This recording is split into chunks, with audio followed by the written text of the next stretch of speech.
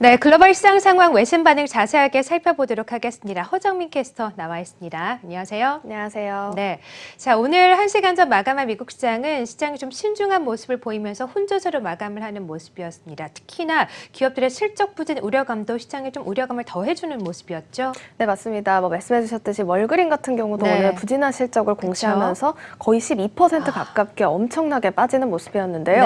월가 전문가들은 사실상 그렇게 좋은 실적 전망을 내놓고 있지는 않은 상황입니다. 여기에 증시까지 사실은 조금 부진한 전망을 내놓으면서 계속해서 월가 전문가들 사이에서도 의견이 엇갈리고 있는데요. 관련 사안 외신 통해서 자세하게 살펴보도록 하겠습니다. 네, 오늘 뉴욕 증시 어제의 상승폭을 반납한 채 혼조세로 마무리가 됐습니다. 오늘은 뚜렷한 상승 또는 하락 모멘텀 없이 시장에 잔존해 있는 위험 요소들을 주시하면서 증시가 흘러가는 하루였는데요. 어제 큰 폭의 반등이 나오자 긍정적 전망을 제시하던 월가가 오늘은 다시 신중함을 재현하는 의견을 찾아볼 수 있었습니다. 오늘 시장 영향을 줬던 이슈들 먼저 자세하게 짚어보도록 하겠습니다. 먼저 개장 전 미국의 약국 체인이죠. 월그린의 실적 발표가 있었습니다.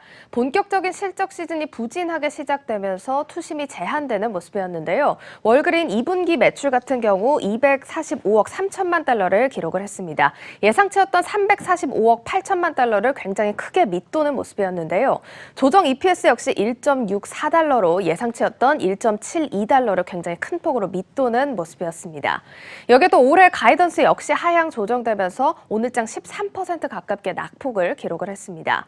월그린스는 2022년까지 총 15억 달러 규모의 비용 절감을 예고하면서 오늘장 다우지수 낙폭을 주도했습니다. 여기에 오늘 경제 지표도 혼재된 모습을 보이면서 역시나 압박 요인이 됐습니다. 미국 상무부는 2월 내구재 수주 실적이 전월 대비 1.6% 감소했다고 발표했습니다. 앞서 시장의 예상치였던 감소폭 2.1%보다는 그래도 낙폭이 적은 모습이었지만 기업 투자의 전반이 부진했다는 점은 부담으로 작용을 하는 모습이었는데요. 특히나 투자자들은 전월까지는 석 달 연속 상승하다 다시금 하락 반전했다는 소식에 초점을 맞추는 모습이었습니다. 여기에 기업의 투자 지표로 알려지는 자본재 수주 지표 역시 전월 대비 0.1% 감소했다고 알려지면서 역시나 증시 상승폭을 저지했습니다.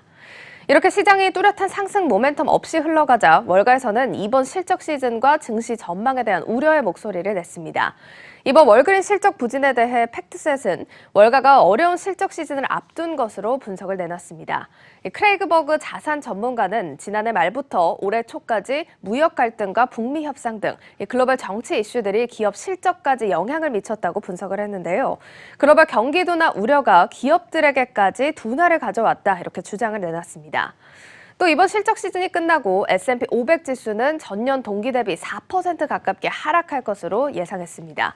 그간 두 자릿수의 성장률로 5분기 연속 성장은 해왔지만 이번 분기를 시작으로 소폭 하락할 것으로 예상했는데요. 투자자들이 강한 성장에 익숙해 있던 만큼 이번 조정에서는 또 세심한 대응책이 필요할 것이라고 진단을 내놨습니다. 네, 이렇게 증시 역시 큰 폭의 상승세는 이어갈 수 없다는 평가도 찾아볼 수 있었는데요. 블랙록의 리처드 터닐 분석가는 월요일의 반등폭은 지난 1분기 S&P 500 지수가 13% 이상 상승한 것에 대한 효과라고 진단했습니다. 그는 강한 상승이 반복될 가능성은 크지 않다고 봤는데요. 경기와 기업 이익에서 둔화가 예상된다고 짚었습니다.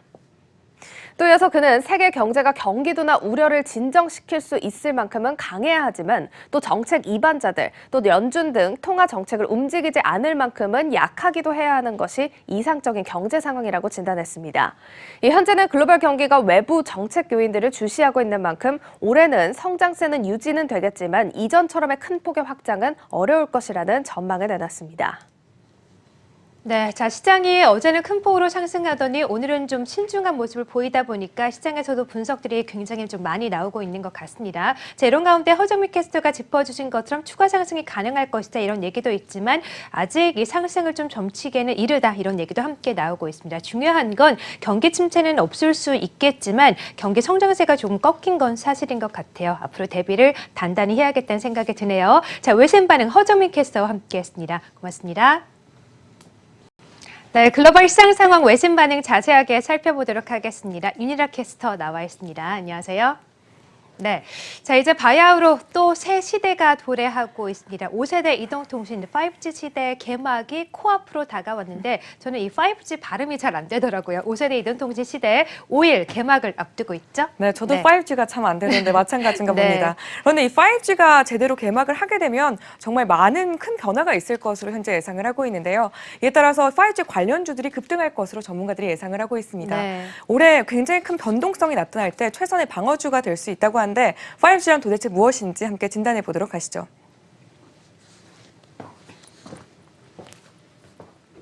네. 5G 시대의 개막이 코앞으로 다가왔습니다. 오늘 5일 삼성전자는 5G용 갤럭시 S10을 우리나라에서 처음으로 출시한데요. 5G 서비스가 본격적으로 상용화되면서 세간의 관심이 상당히 뜨거운 상황입니다. 5G가 출시되면서 증권가에서는 잇따라 통신주의 비중 확대를 제시하고 있는데요. 5G란 무엇이길래 이토록 많은 관심을 받고 있는 걸까요? 5G란 숫자 5에 제너레이션의 G가 더해진 말인데 그러니까 이동통신 5번째 세대를 의미합니다. 5G는 직전 세대인 4G와 비교해 훨씬 빠른 데이터 전송률을 보이고요. 또 유선과 차이가 없을 정도의 속도를 자랑한다는 점이 있습니다. 이에 따라 멀티미디어 기기를 이용하면 AR, VR 등의 콘텐츠를 구현할 수 있고요. 또 영화나 TV를 시청할 때에도 장소에 구애받지 않고 어디에서든지 고화질 콘텐츠를 즐길 수 있습니다. 물론 지금 이용하는 4G로도 영상을 보는데 충분하다고 생각하실 수 있지만 이전에는 고해상도 영화를 핸드폰에 다운받는데 1분 이상이 걸렸다면 5G를 이용하면 10초 내로 영상을 다운받을 수 있습니다.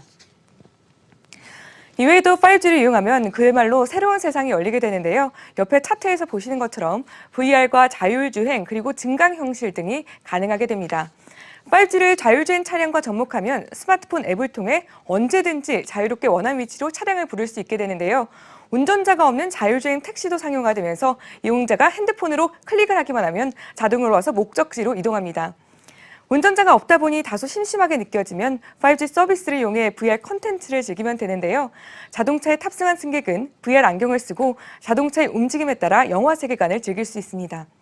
실제로 아우디는 2019년 국제 전자제품 박람회에서 아우디 이트론에 탑승한 승객이 VR 안경을 쓰고 자동차의 움직임에 따라 마을의 세계관을 여행하는 콘텐츠도 선보였습니다.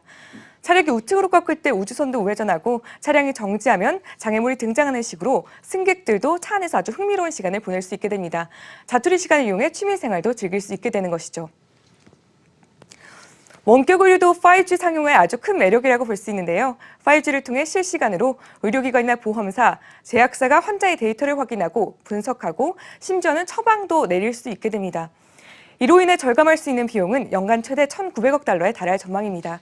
컨설팅 업체 KPMG는 세계 스마트 헬스케어 시장 규모가 2015년 790억 달러에서 2020년 2,060억 달러 규모로 약 5배 이상 성장할 것으로 봤습니다. 시스코는 5G가 could improve healthcare dramatically라고 이야기했는데요.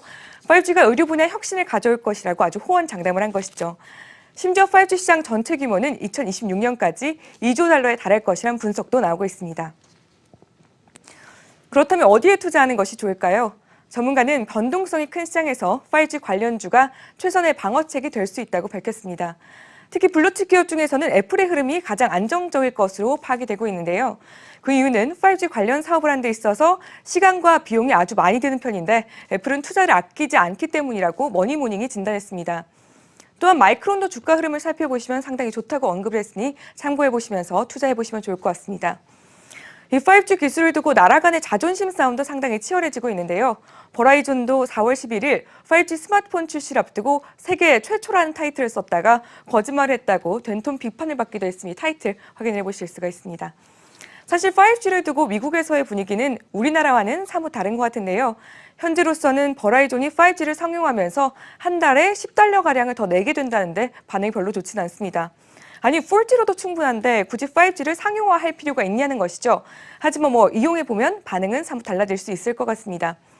미국 이동통신사들 사이에서 누가 5G 시장을 점령할지는 조금 더 지켜보셔야 하는데요. 티모빌에서 더 저렴한 가격에 5G 무제한을 준비하고 있어 시장에 기대가 큰 상황입니다. 뉴스트리 리서치 애널리스트 조나단 채플린은 미국 시장에서 누가 5G를 선점할지는 티모바일과 스프린트 인수합병에 따라 달라질 것이다. 그들은 미국 시장을 제대로 노리고 있다고 밝혔습니다. 그러니까 버라이즌보다는 티모바일 쪽에 관심을 가지시는 게 더 좋을 것 같네요.